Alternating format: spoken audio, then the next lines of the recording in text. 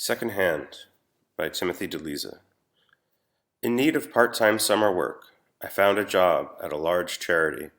I was partnered with an awkward Filipino named Ditmas. Every morning we sorted through donated clothing, discarding the worst and placing everything else into an industrial-sized washer. In the afternoons, we would write thank you notes to donors. There was no air conditioning, and the first time I met Ditmas, he was sweaty and tired. He told me that I distinctly reminded him of someone he once knew. He couldn't place the name, but he said he'd think about it and get back to me later. I was curious about him, but out of respect for unspoken workplace rules, I never asked about his personal life or strayed from safe topics. So I was surprised when he chose to confide in me on my third week on the job. We were halfway through the morning sorting. He had looked anxious since the workday had started. "Last night," he said, "I brought an object back from my dream." I couldn't tell if he was putting on an act. "What kind of object?" I asked. "A book," he said. "Do you know what this means?"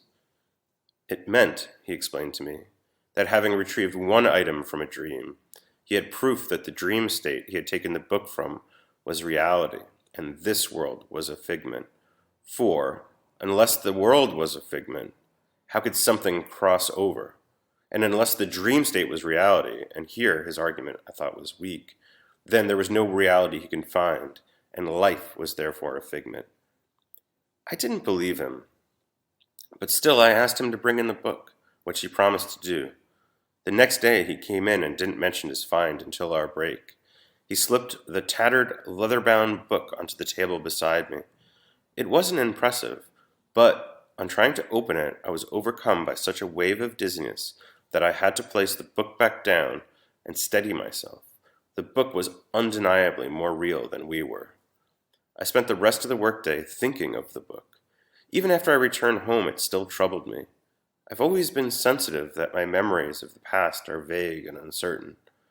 Last night, studying some of my own history, I found inconsistencies in my memory. For example, I studied at Vassar and can see microfilm flashes of old copies of the miscellaneous news, where I was either the arts or sports section editor, I think. But in that same time period, I was working in Southern California. I can picture a meeting where everyone was planning the Delano grape strike. Ditmas is there, a boy in the corner, looking proudly at someone else, looking at his uncle, and someone who is perhaps a friend of mine. In the latter memory, I look like myself, but everyone around me is Filipino, and sometimes would slip into Spanish or Tagalog, which I can understand, hearing, and the words in this memory, but no longer remember how to speak. These contradictions of memory never bothered me before, but seriously considered, they begin to worry me. Last week, Ditmas disappeared. Our employer just said that he was gone.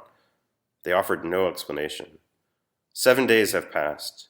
That I still exist gives me hope, but things are beginning to change. The world around me is decaying like a fading memory. My features in the mirror grow plainer, less distinguished.